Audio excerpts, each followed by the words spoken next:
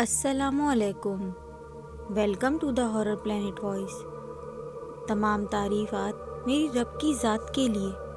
आइए हम सब मिलकर अपने उन बहन भाइयों के लिए दुआ करते हैं जो लोग इस पैरानॉर्मल एक्टिविटीज़ को फेस कर रहे हैं। अल्लाह पाक उन्हें सब्र, हिम्मत और सेहत याबी अता फरमाए, आमीन। सो व्यूअर्स, आप लोग जल्दी से आयतुल कुर्सी पढ़कर अपना हिसार बांध लीजिए, क्योंकि बड़े बुजुर्ग हमारे कहते हैं कि जब इन चीज़ों का जिक्र होता है तो आसपास जो चीज़ें मौजूद हों तो बहुत दिलचस्पी के साथ हमारे इर्द गिर्द घूमना शुरू कर देती हैं। अपनी कॉफ़ी का मग थाम लीजिए, हेडफोन्स लगा लीजिए और तमाम न्यू अपडेट्स के लिए हॉरर प्लैनेट वॉइस को लाजमी सब्सक्राइब करें। चलें बढ़ते हैं अपने वाक़ये की तरफ। ये वाक़या 2021 कराची के एरिया 13D का है। जिस भाई ने ये भेजा है वो बताते हैं ये वाक़या उनके रिलेटिव में हुआ। उस फैमिली में 5 मेंबर्स थे, वालिद, वालिदा और 3 बच्चे, 2 बहनें और 1 भाई।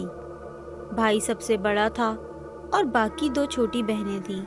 हुआ कुछ इस तरह, जब ये 2021 में गुलशन 13D के एरिया में रेंट पर शिफ्ट हुए, घर के सामने एक पार्क भी था जो काफ़ी वीरान था। उस फैमिली को शिफ्ट हुए 1 हफ्ता ही हुआ था। इत्तेफाक की बात, उनके घर के दोनों साइड जो घर थे वो खाली थे।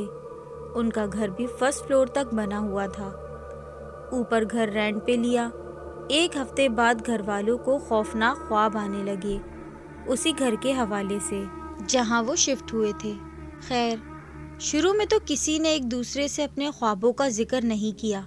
ख्वाब सबको तकरीबन एक ही जैसे आते थे कि कोई औरत है जो पूरे घर में घूम रही है और एक एक करके इनके रूम में आती है। ख्वाब जिसको आता वो ख्वाब में जाग रहा होता, बाकी सब सो रहे होते। ख्वाब देखने वाला ज़ोर ज़ोर से ख्वाब में चिल्ला रहा होता, पर इसकी आवाज़ बाकी घर वाले नहीं सुन रहे होते थे।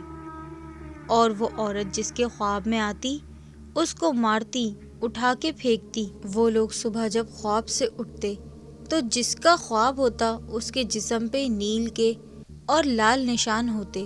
7 से 8 दिन तक सब घर वालों को ऐसे ही ख्वाब आते रहे। उसके बाद घर में पैरानॉर्मल एक्टिविटीज शुरू हो गई। चीज़ें अपनी जगह से हिलने लगी, कभी कोई चीज़ गायब हो जाती।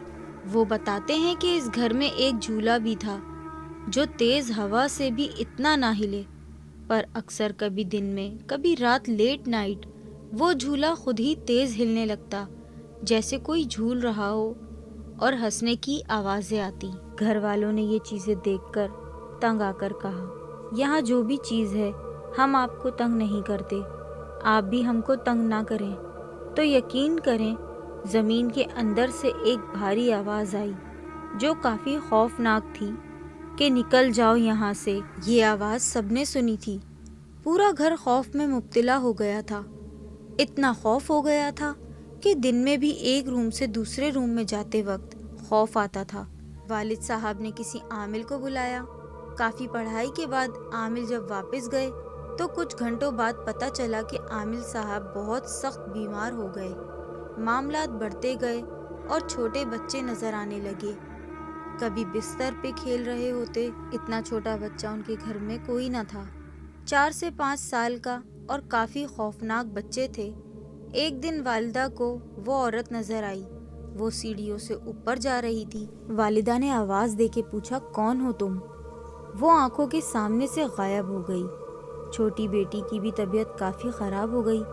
वालिद को भी कारोबार में नुकसान हो गया। पूरा घर बहुत ज़्यादा बीमार हो गया था। घर में बहुत गंदी बू आने लगी।